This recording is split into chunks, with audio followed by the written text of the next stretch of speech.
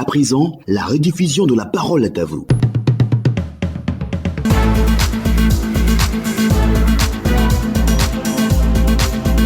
Lors de la célébration de la Journée internationale de lutte contre la corruption, le 9 décembre dernier, le ministre en charge de la promotion de la bonne gouvernance a exhorté les étudiants à s'impliquer dans le combat contre la corruption. Une rencontre qui réunissait plus de 600 étudiants a eu lieu ici même à Abidjan, et au cours de cette rencontre, le ministre Epiphane Zorobi a encouragé la jeunesse estudiantine à avoir une capacité d'indignation devant la corruption. Quel commentaire faites-vous de cette initiative du ministre en charge de la lutte contre la corruption? Comment mobiliser davantage les populations ivoiriennes autour de cette question de lutte contre la corruption? On va prendre le premier auditeur, Félix Okoricha de Lobodougou. Votre avis sur le sujet? On parle de la lutte contre la corruption. Le ministre qui demande à la jeunesse de s'indigner, c'est-à-dire de ne pas accepter la corruption. Votre avis là-dessus? C'est une bonne lutte. Je remercie le président de la République. Mais je pense que le problème multidimension, oui. Au niveau des étudiants, il n'y a pas de souci. Mais il y a des secteurs où vraiment la gangrène, que la corruption est beaucoup ficelée, tel que au niveau du ministère de la Défense. Oui. Là-bas aussi, il y a beaucoup de la corruption. Dans les administrations respectives, il y a aussi la corruption. Mais vous voulez dire, monsieur Félix Okoricha, vous voulez dire que le problème, ce n'est pas la jeunesse, mais il faut regarder ailleurs, c'est ça? Tout à fait. On le voit partout. Donc, je souhaiterais qu'il y ait un numéro vert. Si une personne est victime de la corruption, qu'on appelle sur ce numéro, et qu'il y ait des sanctions fermes, des façons fermes, allant jusqu'à la suspension de cette personne-là, quelle que soit son activité qu'elle mène, et qu'elle soit jugée. D'accord. Là aussi, on va freiner.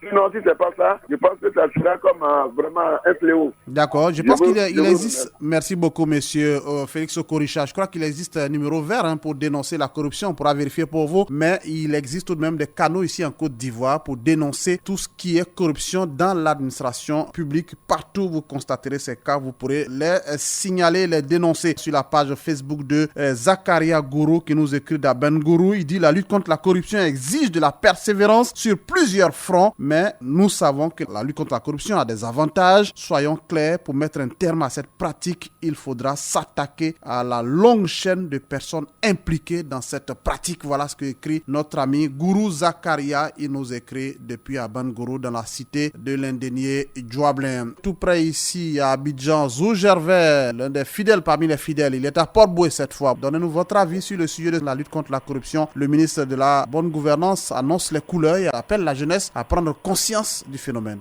Bon, je dis infiniment merci au ministre Epiphane Zorobi, parce que l'initiative, elle est très bonne, et c'est à dessein qu'il est allé s'entretenir avec près de 600 jeunes. Parce qu'aujourd'hui, quand on parle de la corruption, et c'est vrai, les autres entités sont impliquées, sont concernées, mais la jeunesse est plus exposé. Et donc, je dis infiniment merci au ministre, parce que c'est... Mais est-ce que vous réagissez comme le premier Oko qui dit, par exemple, que le problème, ce n'est pas au niveau de la jeunesse, il faut regarder ailleurs? En fait, d'abord, la jeunesse est une frange de cette population ivoirienne. C'est l'avenir. Oui, c'est l'avenir.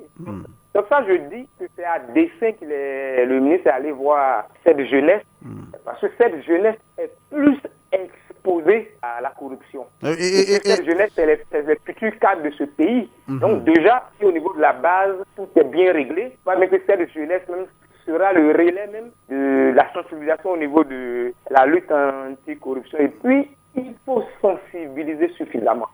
Et dans la sensibilisation, il faut présenter les différentes peines de cours pour ceux qu'on va prendre dans le filet. D'accord. Et puis, comme Félix Okoricha l'a dit, il a parfaitement raison. C'est vrai, le mal est aussi ailleurs, parce qu'il faut reconnaître que même dans notre administration, il faut reconnaître que cette gangrène existe. Mais en même temps, les mots choisis par le ministre sont à dessein. Il demande à la jeunesse de s'indigner face au phénomène. C'est-à-dire qu'on n'accepte pas la corruption comme un fait normal. Il faut que les jeunes qui voient ça soient scandalisés. Il faut qu'ils s'interrogent et qu'ils n'acceptent pas ça comme quelque chose de normal. Voilà ce que dit le ministre. Oui, tout à fait. Donc ça, je dis toujours, c'est exprès, c'est à dessein que le ministre est allé vers la jeunesse. Très bien. Et aujourd'hui, cette jeunesse-là doit être le relais même de la sensibilisation dans ce domaine-là, que cette jeunesse-là soit indignée. Parce qu'aujourd'hui, c'est pour ça que je parlais de la jeunesse, c'est plus exposé. Aujourd'hui, un jeune, quand tu vas vers lui, tu lui proposes de l'argent pour quelque chose, automatiquement, il est mort à la maison. C'est ça. Donc, je crois bien que on vous a bien la sensibilisation va porter pour qu'il y ait suffisamment de sensibilisation. Et puis, dans nos administrations, il faut beaucoup mettre l'accent sur cette lutte-là. Et puis, surtout, le numéro vert. On vous a bien compris. Le numéro vert, effectivement, il faut pouvoir le rappeler. Je pense qu'on aura l'occasion de vous rappeler tous ces numéros verts et vous dire là où on peut dénoncer donc toutes les pratiques liées à la corruption. Merci. Zou Gervais de Port-Boué sur la page Facebook de Namori Bakayoko qui dit que le problème relatif donc à la corruption dans notre société est beaucoup plus préoccupant et il faut mener une politique sincère contre cette gangrène qui détruit notre vie sociétale. Les étudiants qui constituent la relève de la gestion du pays doivent s'approprier ces notions et être des ambassadeurs de la lutte contre la corruption. Bakayoko Namori, il est enseignant à Touba. Merci de votre contribution sur la page Facebook. On va aller cette fois à Minignan, précisément à Kotula, pour parler avec Traoré Sendo. Est-ce que là-bas aussi vous voyez quelques cas de corruption? On parle de ce que la jeunesse doit prendre conscience du phénomène. Quel est votre avis là-dessus? Moi, je crois que, M. Jérôme, que c'est une très bonne initiative. Parce que pour être corrupteur, il faut avoir des corrompus. Donc, je crois que s'il faut orienter vraiment l'idée de la jeunesse vers la transparence et puis l'équité, je crois que c'est une très bonne chose.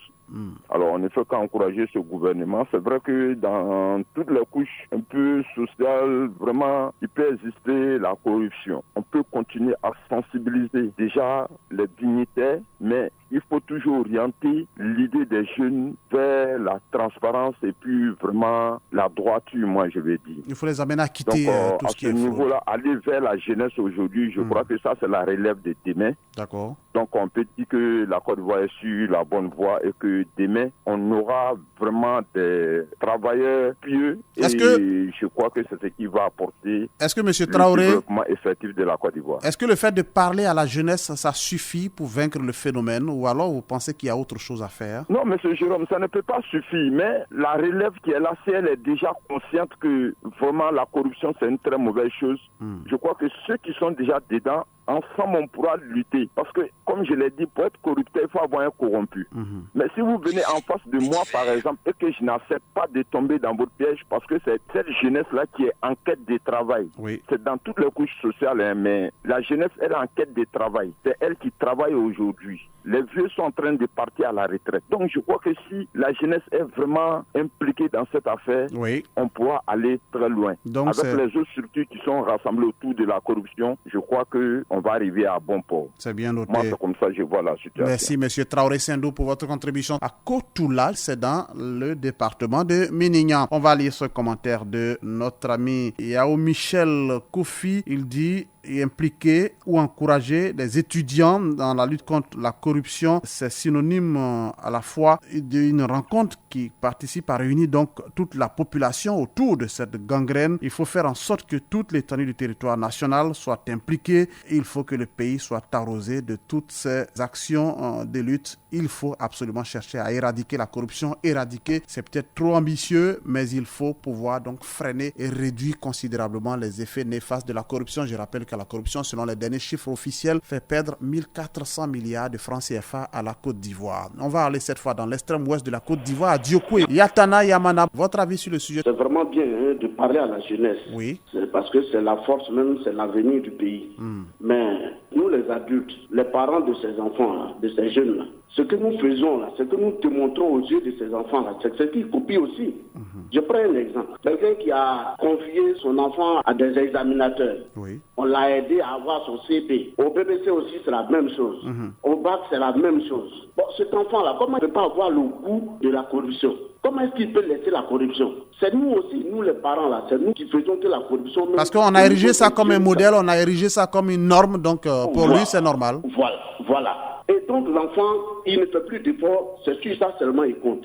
Moi je pense que si on doit parler aux enfants, nous les adultes, même, nous devons être conscients que c'est un mauvais chemin que nous empruntons, que nous montrons à nos enfants. Et donc vous pensez que si on joue sur les deux leviers, on pourra certainement arriver à quelques résultats? Oui, il faut jouer même plutôt sur nous les vieux même. Est-ce que c'est suffisant de parler aux gens? Il ne faut pas passer à autre chose, sanctionner ou alors permettre aux gens de vivre bien avec de très bons salaires? Vous proposez quoi là? Bon, vraiment sanctionner, presque toute la population va se retrouver en prison. Ah bon, vous voulez dire que toute la population est corrompue en Côte d'Ivoire? Oui, non, il ne faudrait pas qu'on se cache les choses. Hein. Ah oui, c'est aussi sérieux. Parce que c'est quand ça ne t'arrange pas que tu dis que c'est mauvais. Sinon, quand ça t'arrange, on continue avec. D'accord. Voilà. Si vous entendez quelqu'un parler de corruption, la corruption est mauvaise là. C'est qu'il a fait, ça n'a pas mordu, ou bien il n'est pas encore rentré dans le réseau.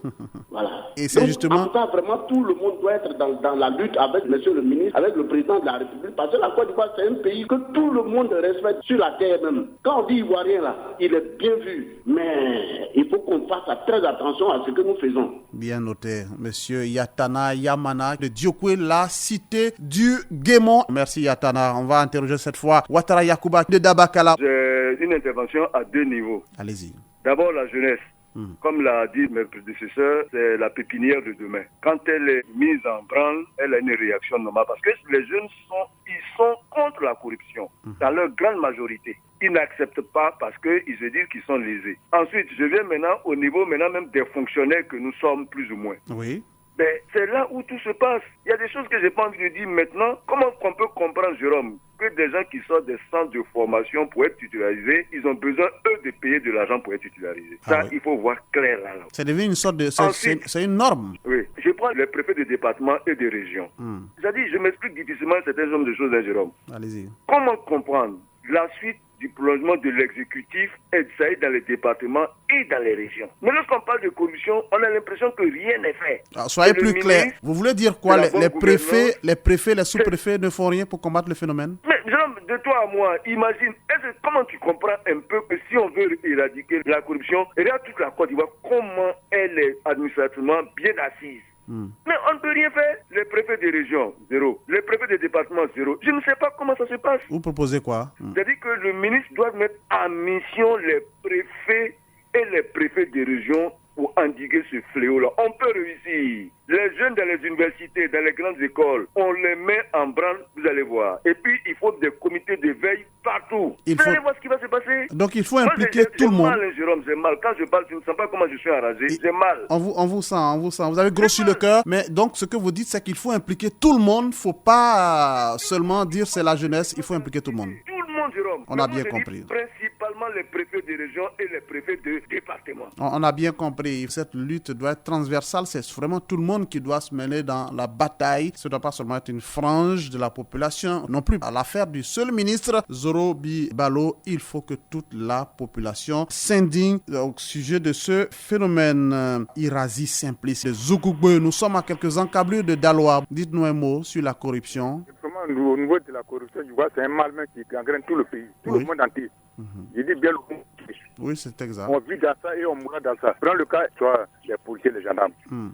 Un policier arrête une voiture. Je crois que c'est le policier qui doit aller vers le chauffeur. C'est ça. Mais chez nous, on n'en voit pas ça. Le chauffeur s'arrête, il faut qu'il sorte de la voiture, prend quelque chose de rempli, puis aller voir le. Je dis non. Parce que là, il y a une facture de corruption. Si au moins, que vous appelez un chauffeur, vous venez vers lui. Si c'est pièces sont complètes, si c'est fait, ça va. Et quand le gars s'assoit dans quelque part là, quand le gars passe déjà, il est déjà corrompu, il a quelque chose, il va donner quelque chose, et puis le gars, il s'en va. Mais vous n'êtes pas obligé d'aller vers lui aussi. Vous n'êtes pas pas obligé d'aller vers lui. Pourquoi vous partez vers lui? Parce que vous n'avez pas de pièces, effectivement. Non, mais non, mais si un chauffeur, si un policier arrête un chauffeur, il faut qu'il vienne vous préparer le véhicule. Parce que dans le véhicule là, les patients, ils font un peu tous les patients en surnombre. Mais c'est le droit du policier. Voilà, donc du coup, vous voyez que si le conducteur lui-même est en faute, il sait déjà, il anticipe. Et vous pensez donc que c'est une lutte qui va être difficile, c'est ça? On va essayer, mais c'est pas possible. C'est pas possible. Il est totalement pessimiste, notre ami Irazi Simplice. Vaincre le phénomène de la corruption, c'est une lutte de longue haleine. Et c'est pour ça qu'on en parle et qu'on n'est jamais fatigué d'en parler. Il faut continuer la lutte. C'est une lutte qui va durer longtemps, elle est perpétuelle. Mais croyons et croisons les doigts. Merci Irazi Simplice. On va s'arrêter ici pour la parole à vous de ce lundi. Attention, faisons bien notre travail à quelque niveau que nous sommes. N'attendons pas forcément des ristournes, n'attendons pas qu'on nous récompense. La récompense vient après le travail bien fait.